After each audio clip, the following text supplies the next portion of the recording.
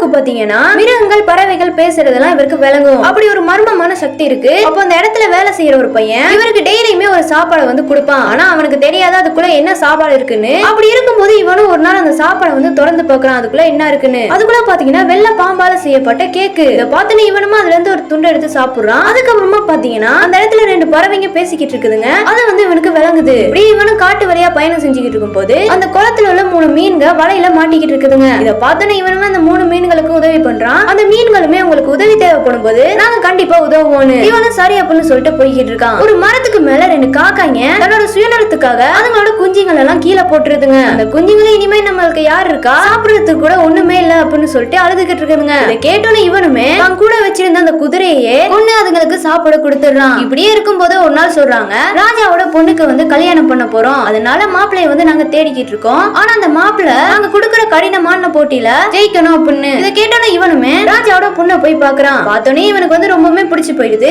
அதுக்கப்புறமா இவனும் அந்த போட்டியில கலந்துக்கிறான். ராஜா என்ன பண்றான்னா ஒரு நடு கடலுக்கு கூட்டிட்டு போயிட்டு அவரோட மோதிரத்தை வந்து அந்த கடலுக்குள்ள போட்டுடுறாரு. அந்த மோதிரத்தை நீ எப்படியாச்சும் தேடி எடுத்துட்டு வரணும், இல்லன்னா நாங்க உன்ன கொண்டுருவோம் அப்படின்னு. கேட்டோன்னு இவனும் ரொம்பவே பயந்து போயிடுறான். 3 மீன்களுக்கு உதவி பண்ணிருப்பான்ல, அந்த மீன்கள்லாம் கடல்ல இருந்து இவனுக்காக அந்த மோதிரத்தை எடுத்து கொடுக்குதுங்க. இதை பார்த்து இவனுமே ரொம்பவே சந்தோஷப்படுறான். அதுக்கப்புறமா 2வது போட்டியை சொல்றாங்க, வாழ்க்கை மரத்துல இருந்து நீ ஒரு தங்க ஆப்ல கொண்டு வரணும்னு. இதை கேட்டோன்னு இவனுமே சரி அப்படின்னு சொல்லிட்டு போறான். அந்த ஆப்ல தேடி தேடி அவனோட செருப்பே பிஞ்சு போயிடுது. இப்படியே ஒரு இடத்துல இருந்து ஓய்வு எடுக்கிறான். அப்போ கொஞ்ச நேரத்துக்கு அப்புறமா கண்ணை முடிச்சு பாக்குறான். பார்த்து அந்த 3 காக்காய்ங்க இவனுக்காக அந்த ஆப்ல கொண்டு வந்து கொடுத்துருக்கும். பார்த்தோன்னே இவனுமே அந்த காக்காய்களுக்கு நன்றி சொல்றான். அந்த ஆப்லையும் கொண்டு போய் இளவரசி கிட்ட கொடுக்குறான். இதை பார்த்தோன்னே இளவரசியுமே இவனை வந்து கல்யாணம் பண்ண சம்மதிக்கிறாங்க. அதுக்கப்புறமா இவங்க 2 பேத்துக்குமே கல்யாணம் ஆகுது. இப்படி இந்த ஒரு ஸ்டோரியும் பாத்தீங்கன்னா முடியுது.